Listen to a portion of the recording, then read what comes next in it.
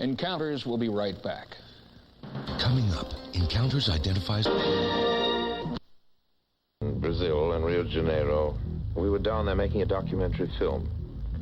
And so I arranged with a good deal of difficulty to film a voodoo ceremony.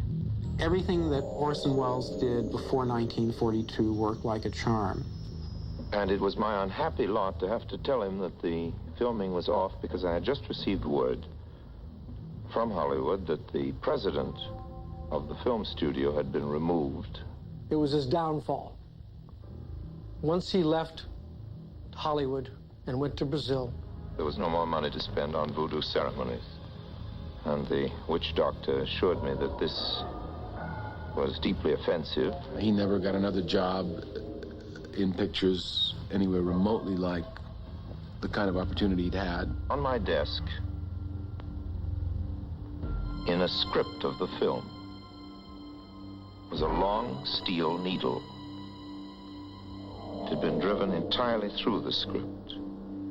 And to the needle was attached a length of red wool. This was the mark of the voodoo. It was 1942, and Orson Welles was the undisputed king of Hollywood. Citizen Kane, still considered the greatest film ever made, had been released a year earlier, and Welles was still receiving accolades for his historic War of the Worlds broadcast. But suddenly the voodoo curse seemed to change everything. I know that Orson always felt that he had been cursed with the whole Brazil enterprise. Director Peter Bogdanovich was Welles's friend and worked with him on his memoir, This Is Orson Welles. In it, Welles chronicled his ill-fated attempt to make a documentary about South America, titled It's All True.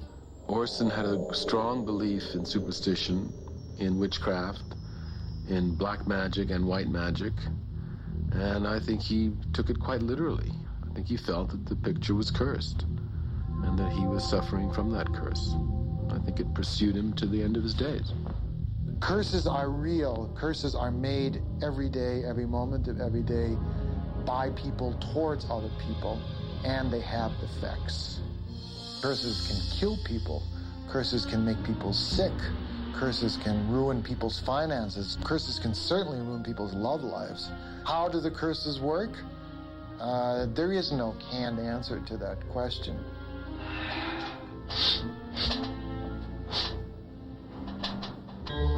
Rudy Chavez has an intimate knowledge of the power of curses.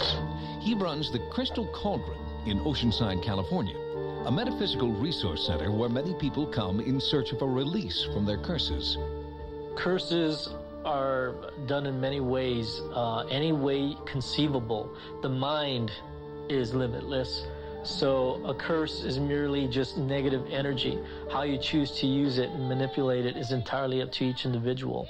Certainly, if you believe you're cursed, you're cursed. If you believe you're cursed, you've already set yourself up to have a bad result. What I would tell someone who believes they are truly cursed, and if in fact they are cursed, is for them not to be afraid, to empower themselves, to muster up all the strength and courage that they can, and to stand strong and firm. And that is the first step to overcoming a curse. Chavez calls his technique for removing the negative energy of a curse a spiritual cleansing. We would anoint the pulse points with a spiritual oil or a cleansing oil. We would light incense, in which we would burn herbs such as sage. Sage has been used for cleansing and healing. And we would invoke the blessings of God. In our tradition, it's God and Goddess, because you have feminine and masculine energies. Without one, you cannot have the other, and life cannot be sustained. Lina D'Souza is a spiritual priestess who believes she acquired her healing gift as a young girl in Brazil. Brazil has a lot of power, spiritual power, a lot of spiritual power. You feel it when you arrive in. You feel it. It's very strong. Producer Bill Crone first met Lina after finding the original footage from It's All True in this film vault. It had remained untouched for nearly 40 years. I wanted Lina to remove the curse from the film so that we could go ahead, raise the money, make a deal with Paramount, and get the thing finished. Orson wanted to finish this picture. He did not want to walk away from it. His heart was into it, and he wanted to finish it. Cinematographer Gary Graver worked with Orson Welles for 15 years, up until Welles's death in 1985. He tried many times to finish it, unsuccessfully. He thought a lot of footage was missing, and he didn't want to spend the time on it because he thought it was a curse on it. When I saw Lena for the first time, we sat down and she threw a bunch of seashells on the table and looked into them to see what had been done. She said, "Whoever did this did a good job, but I think we can turn it around."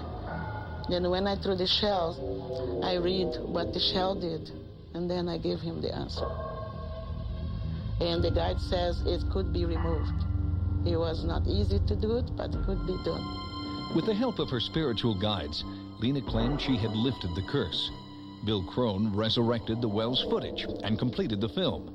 It's All True was released without incident in 1993, more than 50 years after it was shot. I don't have any theories about curses. I don't know where they come from, and I don't know where they go. But I think I was involved with one for 11 years, and I'm glad that I went to someone who knew more than I do about curses, because I think if I hadn't, It's All True would never have been finished.